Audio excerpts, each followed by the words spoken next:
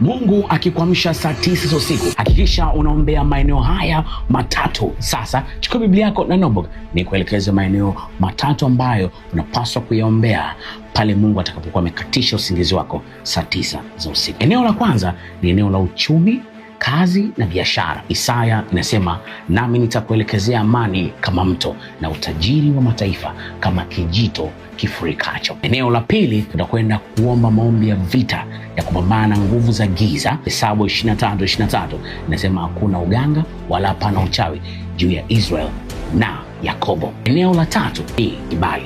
Zaburi 45:12 inasema ya kwamba matajiri watakupa upendeleo. Kuandikia kitabu cha Satan Get Lost. Hiki kitabu kina maombi ya vita ambayo yanalenga katika maeneo hayo matatu kwa lugha ya Kiswahili. Hichi utakipata kwa shilingi 10,000.